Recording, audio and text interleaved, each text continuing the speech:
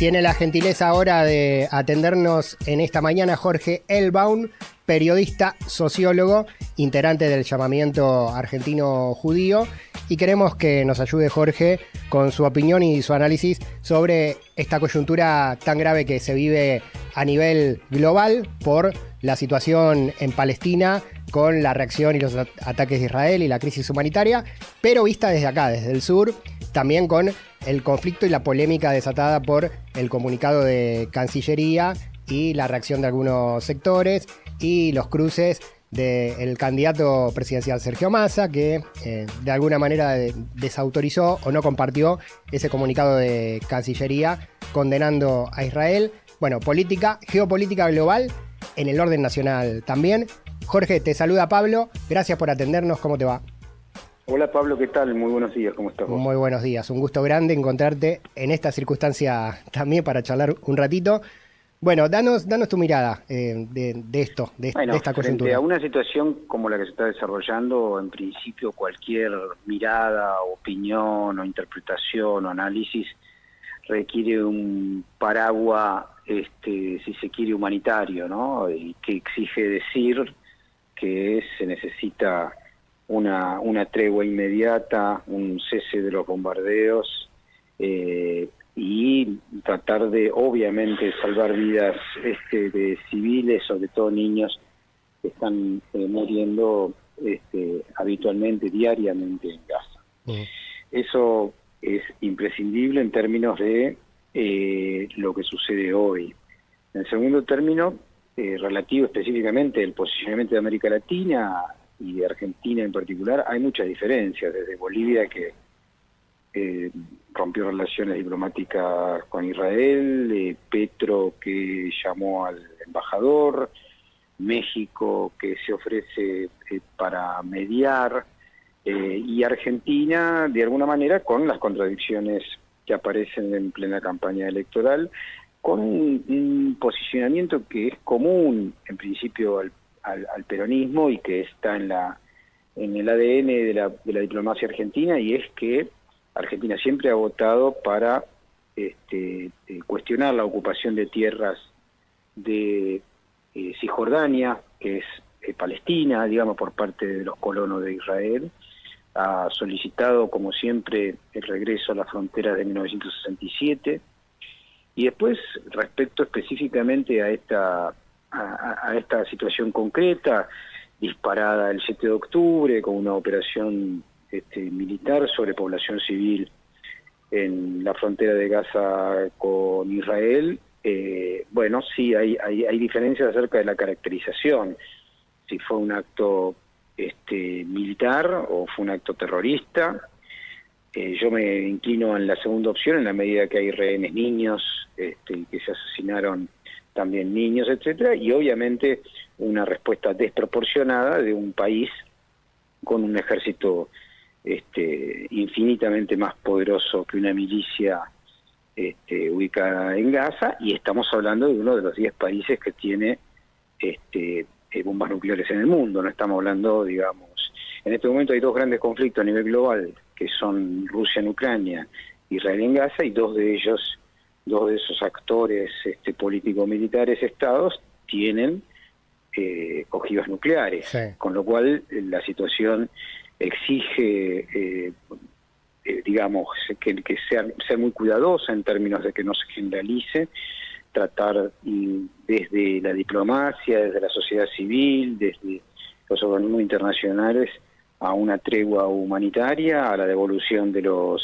rehenes y a una conferencia de paz inmediata para instaurar lo que debió instaurarse hace mucho tiempo, y es un país libre de Palestina al lado de otro país de Israel. Sí. Esto sería una síntesis, si se quiere, sin mucha historización, porque obviamente si no daría para claro, mucho más tiempo. Claro, totalmente, es un conflicto histórico.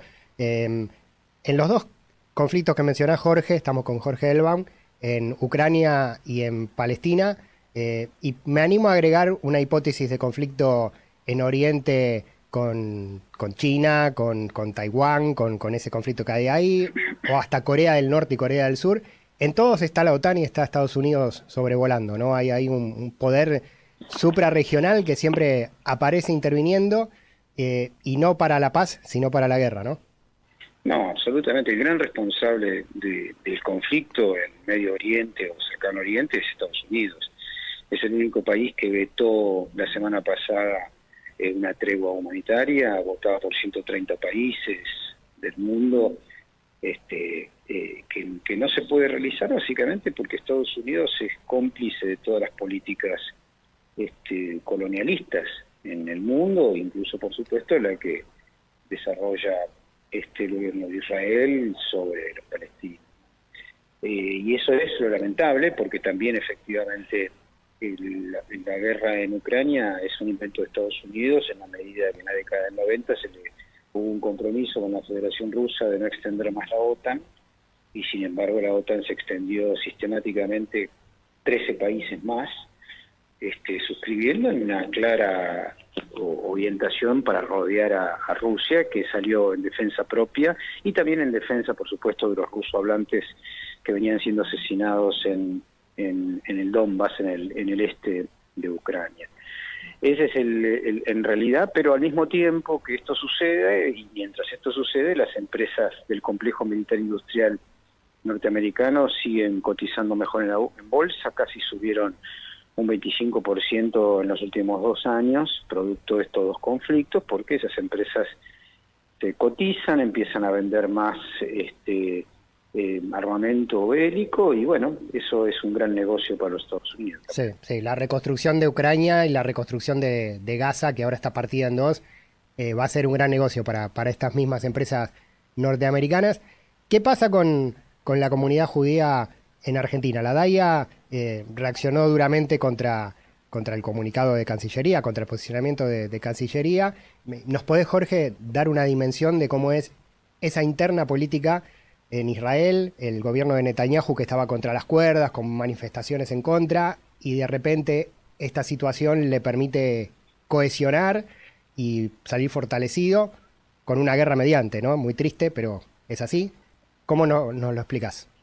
A ver, primero respecto a las comunidades judías en el mundo, están partidas en relación a este conflicto y a sus antecedentes. Están los sectores más de derecha, y algunos incluso desde mi punto de vista neofascistas, expresados en Argentina claramente con la DAIA, que en realidad se constituyen una embajada paralela del gobierno de Israel, sin tener conciencia crítica y sin poner en duda nada de los errores o de las barbaridades cometidas en Israel. Y esto también sucede en Israel. En Israel hay, si se quiere, un 40% de la población, de los 10 millones más o menos, que habitan en ese país, que han estado y están contra la política de Netanyahu, que culpan también de esta situación de una falta de control, incluso en algo que se supone que la derecha maneja muy bien, que es la seguridad, y obviamente la ofensiva que había tenido respecto a la ocupación colonial de Cisjordania. Dentro de la comunidad judía, digamos, está claro en Argentina, por ejemplo, que el llamamiento argentino judío está en las antípodas de la DAIA, lo ha estado siempre. Hemos defendido desde el llamamiento incluso a Cristina Fernández de Kirchner en la ofensiva realizada por la DAIA y la AMIA para tratar de encarcelarla y de proscribirla vinculada a la causa del memorándum, esa denuncia ridícula hecha por Nisman. Y bueno, estamos en las antípodas. Ahora, nosotros defendemos desde el llamamiento argentino judío una posición respecto al Medio Oriente que es la que votó las Naciones Unidas en 1947, que existan 2 países para 2 pueblos, en paz, con soberanía plena. Creo que a esta altura, después de tantos años de sufrimiento palestino, lo que hay que hacer es una política, además de independencia, una política de reparación frente a todo el daño que han sufrido.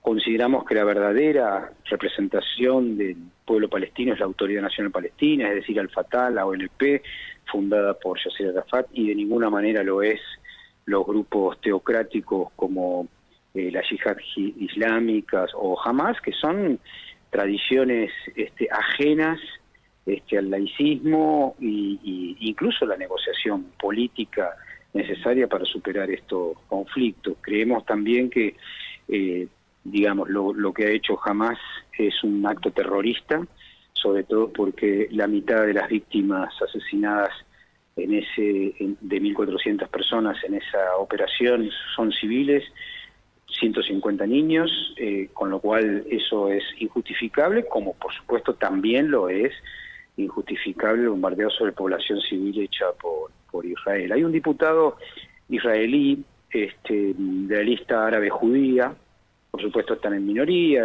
es una lista ligada al Partido Comunista Israelí, etcétera, que Ofer Kasif, que dijo una frase que se ha constituido como un baluarte de esta época, es decir, ninguna situación colonial habilita matar niños y ninguna operación terrorista de Hamás habilita a bombardear niños, ¿no?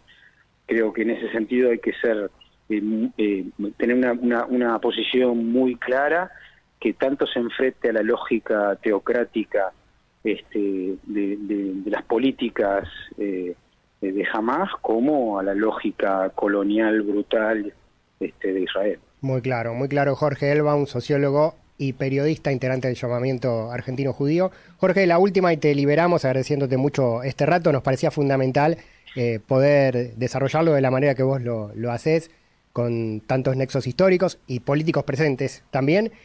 Javier Milei, el candidato de La Libertad Avanza en el balotaje, promete o anuncia que va a trasladar la embajada argentina de Tel Aviv a Jerusalén. ¿Qué implicaría esto para la Argentina? Esto que la ONU no recomienda, por ejemplo. No, la ONU no solamente no recomienda, sino que según los acuerdos incluso internacionales, Jerusalén debiera ser oriental, sobre todo la capital de Palestina, y en todo caso, luego de que se haga una conferencia de paz y que nazca eso, se podría pensar a lo mejor en una capital en Jerusalén occidental para Israel. Pero hoy por hoy, 99% de los países del mundo que mantienen relaciones diplomáticas con Israel tienen la sede diplomática en Tel Aviv y no en Jerusalén, porque llevarla a Jerusalén es básicamente ser coherente con las exigencias coloniales planteadas por la derecha israelí, que vapulea y defenestra la tierra de Palestina, que le corresponde efectivamente a los palestinos. En ese sentido hay una falta de respeto típica de la lógica trumpista, bolsonarista y de Milei y de Macri, que pasa por arriba sobre todo por los más vulnerables y no le importa para nada los que más sufren, ¿no? Entonces creo que la sociedad argentina debe saber que eso es una afrenta, eso es una provocación, y de la misma manera que lo es el hecho del propio Milei diciendo que va a hacer el curso para ser judío, ¿no? Que va a ser el modelo de conversión. Milei es un farsante, un tipo muy peligroso en términos incluso de su problemática psiquiátrica, que está clarísimo. Esto no es un problema personal cuando se instituye en una lógica pública, es decir, que alguien está con problemas de desorden emocional en su vida privada, obviamente es un tema privado, pero en este caso se constituye en un problema público en la medida de que nada más y nada menos que está pendiente una elección de cara a la presidencia de la Nación. Totalmente. A mí me da miedo que también eso nos pondría a Argentina en la lista de enemigos del mundo islámico, donde no queremos estar, ¿no? Porque también son nuestros hermanos y también, bueno, Argentina tiene una historia de tercera posición que nos pone equidistantes de estos conflictos, buscando la paz, y bueno, se estaría rompiendo eso también. Así es, y sería romper con una tradición de 200 años de la Argentina, que es justamente contribuir a la paz y no tirar gasolina en el medio del incendio, que es lo que ha hecho históricamente las derechas brutales a lo largo del mundo y sobre todo contra los más vulnerables. Jorge, interesantísimo y clarísimo, te agradecemos tu tiempo, muy valioso para nosotros acá en La Patria de las Moscas, por Freeway en La Matanza, por En Tránsito en Castelar, por la Uniradio, la radio de la Universidad Nacional de General Sarmiento en Malvinas Argentinas y las radios de la Red de Medios del Oeste, así que a muchos lugares llegando tu palabra, te agradecemos mucho. No, por favor, es a ustedes un fuerte abrazo. Ahí pasó Jorge Elbaum, sociólogo, periodista analista, integrante de la comunidad judío-argentina. Él es expresidente de la comunidad argentino-judía en nuestro país. Bueno, muy claro el posicionamiento contra la guerra, contra el terrorismo de Hamás, pero contra la masacre, contra el genocidio que está cometiendo Israel con los niños y las niñas palestinas en Gaza y con la injerencia norteamericana otra vez presente, la bota yanqui, en los conflictos internacionales.